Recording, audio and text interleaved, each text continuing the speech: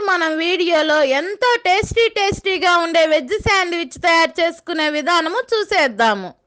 ముందుగా స్టఫింగ్ కొరకు ఒక పాన్ తీసుకొని స్టవ్ పై పెట్టుకొని 2 స్పూన్ల నూనె వేసుకోండి.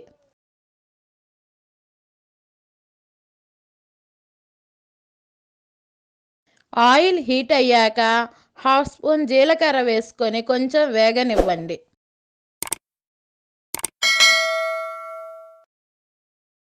జీలకర్ర కొంచెం వేగాక కొన్ని ఉల్లిపాయ ముక్కలు వేసుకొని బాగా వేగనివ్వాలి. ఉల్లిపాయ ముక్కలు బాగా వేగాక కొన్ని పచ్చిమిర్చి,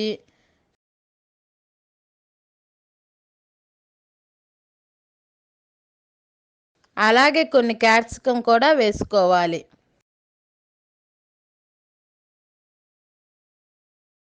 అవి కొంచెం వేగాక కొన్ని బీన్స్, కొంచెం క్యారెట్ తురుము వేసుకోవాలి.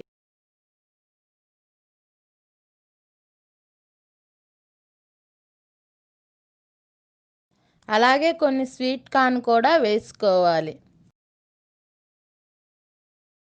ఇవన్నీ వేశాక కలుపుకొని ఇప్పుడు మనకు టేస్ట్కి తగినంత సాల్ట్ కూడా వేసుకోవాలి.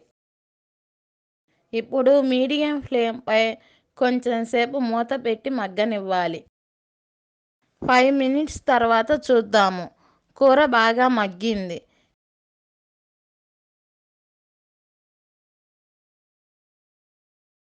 ఇప్పుడు దీనిలో కొంచెం ధనియాల పొడి,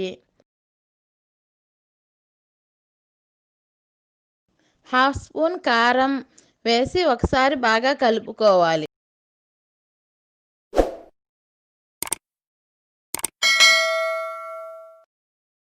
చివరగా పన్నీర్ తురుము వేసుకొని 1 నిమిషం పాటు మగ్గనివ్వాలి.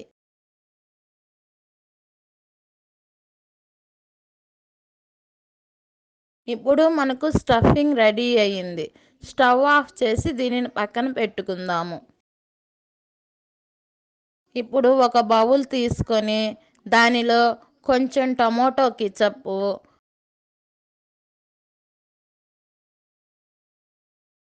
అలాగే రెడ్ చిల్లీ సాసు వేసుకొని రెండింటిని బాగా కలుపుకోవాలి.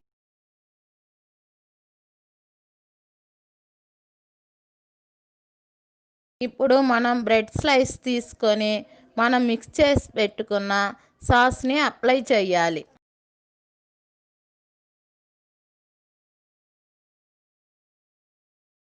తరువాత బ్రెడ్ స్లైస్పై మనం రెడీ చేసుకున్న స్టఫింగ్ని పెట్టుకొని మరొక బ్రెడ్ స్లైస్తో క్లోజ్ చేయాలి.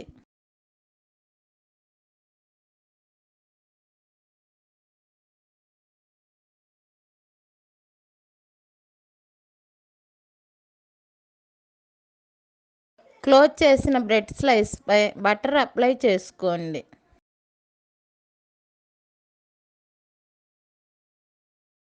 ఇప్పుడు ఇలా రెడీ చేసుకున్న బ్రెడ్ స్లైసెస్ని శాండ్విచ్ టోస్టర్లో పెట్టుకొని క్లోజ్ చేసుకొని టోస్ట్ చేసుకోవాలి.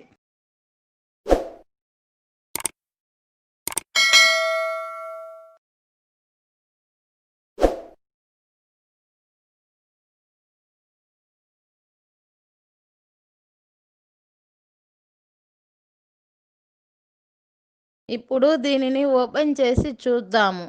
మనకు శాండ్విచ్ రెడీ అయింది. దీనిని ఒక ప్లేట్లోకి తీసుకుందాము.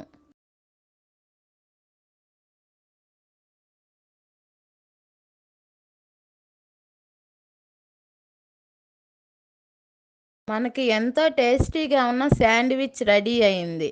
ఈ శాండ్విచ్లో మనం స్టఫింగ్ పెట్టుకున్నాం కదండి, ఆ స్టఫింగ్లో వేసుకున్న స్వీట్ కార్ను, పన్నీరు మధ్యలో తగులుతూ చాలా టేస్టీగా ఉంది. కావాలంటే మీరు కూడా ట్రై చేసి చూడండి. ఎలా ఉందో నాకు కామెంట్ చేయండి. అలాగే వర్ధనీస్ కిచెన్ ఛానల్ను సబ్స్క్రైబ్ చేసుకున్నట్లయితే సబ్స్క్రైబ్ చేసుకొని పక్కనే ఉన్న బెల్ ఐకాన్ ప్రెస్ చేయండి. నేను చేసిన వంటలు మీకు నచ్చినట్లయితే మీ ఫ్రెండ్స్కి షేర్ చేయగలరు. నన్ను ఆదరిస్తున్న ప్రతి ఒక్కరికి ధన్యవాదములు.